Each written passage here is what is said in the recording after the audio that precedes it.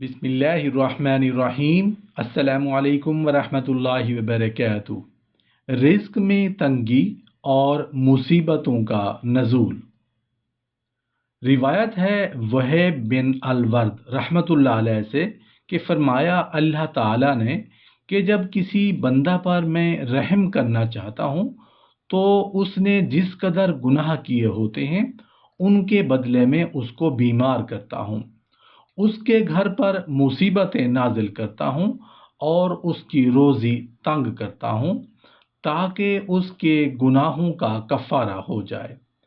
फिर अगर कुछ गुनाह बाकी रह जाएं तो मौत के वक्त उस पर सख्ती करता हूँ, यहाँ तक कि जब वो मेरे पास आता है तो गुनाहों से ऐसा पाक और साफ होकर आता है कि गोया उसी दिन माँ के पेट से पैदा हुआ है।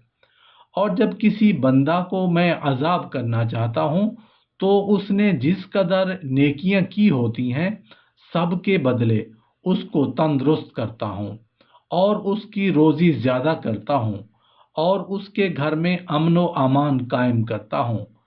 फिर अगर कुछ नेकी बाकी रह गई होती है तो मौत को उस पर आसान करता हूँ, यहाँ तक कि जब वो मेरे पास आता है तो उसके पास कोई नेकी नहीं रहती जिससे वो दोज़ख से अपने आप को बचा सके। इसी को इस्तदराज कहा जाता है। हदीस नबवी सल्लल्लाहु अलैहि वसल्लम है कि इंसान पर मुसीबतें और बीमारियां क्यों आती हैं।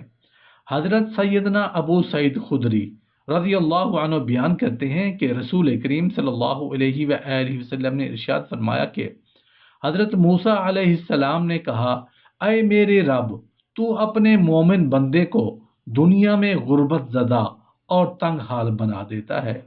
इतने में हज़रत मूसा अलैहिस्सलाम के लिए जन्नत का दरवाज़ा खोल दिया गया और वो उसकी तरफ देखने लगे। फिर अल्लाह ताला ने कहा, ऐ मूसा, ये जन्नत मैंने उसी मोमिन के लिए तैयार की है।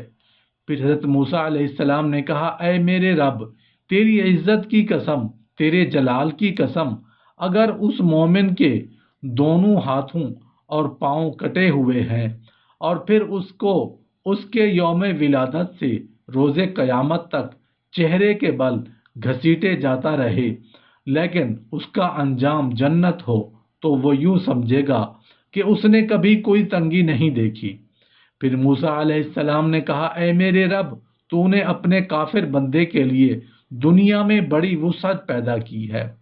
इतने में हजरत मूसा अलैहिस्सलाम के लिए जहन्नुम की तरफ एक दरवाज़ा खोला गया और उनसे कहा गया, ऐ मूसा अलैहिस्सलाम, ये जहन्नुम उसी काफिर के लिए तैयार की गई है। हजरत मूसा अलैहिस्सलाम ने कहा, ऐ मेरे रब, तेरी इज्जत और जलाल की कसम, अगर उसको उसके यौम तखलीक से रोज़े क़यामत तक पूरी दुनिया दे दी जाए लेकिन उसका अंजाम ये हो तो वो यूं समझेगा कि उसने कभी कोई भलाई नहीं देखी। हज़रत आमिर रज़ी अल्लाह अन्हु बयान करते हैं कि रसूल करीम सल्लल्लाहु अलैहि वसल्लम ने फरमाया, अमराज और उनके सवाब का जिक्र किया तो फरमाया, जब मोमिन को कोई बीमारी लाहक होती है और फिर अल्लाह ताला से आफियत और सेहत अता फरमा देता है तो वो मौत साबका गुनाहों का कफ़ारा है और मुस्तकबिल के बारे में वाज़ो नसीहत बन जाती है। और जब मुनाफिक बीमार होता है फिर उसे आफियत अता कर दी जाती है तो वो उस ऊंट की तरह होता है जिससे उसके घर वालों ने बांध रखा हो और फिर उन्होंने उसे छोड़ दिया। उसे ये पता नहीं होता कि उन्होंने उसे क्यों बांधा था और क्यों छोड़ा था। अल्लाह ताला अपने बंदों का मुसीबतों और आजमाइशों से इम्तिहान लेता है, जैसा कि फरमाने बारी ताला है, हम बतरीके इम्तिहान तुम में से हर एक को बुराई और भलाई में मुब्तला करते हैं और तुम सब हमारी ही तरफ लौटाए जाओगे। जो कोई उस इम्तिहान में कामयाब होगा जन्नत उसका इनाम होगी। अल्लाह ताला फरमाता है, क्या तुम ये समझ बैठे हो कि तुम जन्नत में चले जाओगे, हालांकि अब तक अल्लाह ताला ने ये जाहिर ही नहीं किया कि तुम में से जिहाद करने वाले कौन और सब्र करने वाले कौन हैं। یہ تو مسلمان کے ایمان کا جز اور حصہ ہے کہ وہ یقین رکھے کہ ہر چیز جو اللہ تعالیٰ اپنے بندے کے لیے منتخب کرتا ہے، برائی یا بھلائی، خوشی یا غم، سب بندے کے فائدے کے لیے ہی ہے۔ اللہ تعالیٰ نے ہر انسان کے حق میں اتنی ہی مصیبتیں اور مشکلات لکھی ہیں جتنی اس کی استطاعت اور ایمانی قوت ہے۔ یہ نا انصافی ہوتی اگر کسی کو ایک ہی جیسی مصیبت سے آزمایا جاتا اور ناکامیابی پر اس طرح سزا دی جاتی، کیونکہ کچھ لوگ دوسروں کی نسبت زیادہ صبر کی استطاعت رکھتے ہیں۔ یہ تو اللہ تعالیٰ کا انصاف اور اپنی مخلوق پر مہربانی، شفقت اور رحم دلی ہے کہ جس کی بدولت وہ اپنے بندوں کو ان کی استطاعت کے مطابق آزماتا ہے اور اسی کے مطابق ان کی نافرمانی کے بدلے میں انہیں سزا بھی دیتا ہے۔ قرآن کریم میں بار بار اس بات کا تذکرہ کیا گیا ہے، چنانچہ ارشاد الہی ہے، اللہ تعالیٰ کسی جان کو اس کی طاقت سے زیادہ تکلیف نہیں دیتا۔ جو نیکی وہ کرے وہ اس کے لیے، اور جو برائی وہ کرے وہ اس کا وبال بھی اسی پر ہے۔ اس دنیا کی مصیبتیں یا اذیتیں جھیلنا آخرت کے سخت عذاب کے مقابلے میں بہت ہی کم اور غیر اہم ہے۔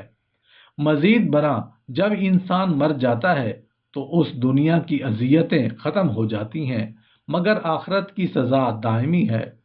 تاہم اللہ تعالیٰ جو انتہائی مہربان ہے، بہت سارے گناہ معاف کر دیتا ہے، اور وہ قرآن کریم میں فرماتا ہے، تمہیں جو کچھ مصیبتیں پہنچتی ہیں وہ تمہارے اپنے ہاتھوں کے کرتوت کا بدلہ ہے، اور وہ تو بہت سی باتوں سے درگزر فرما لیتا ہے۔ مصیبتیں مومن میں اطاعت اور انکساری پیدا کرتی ہیں۔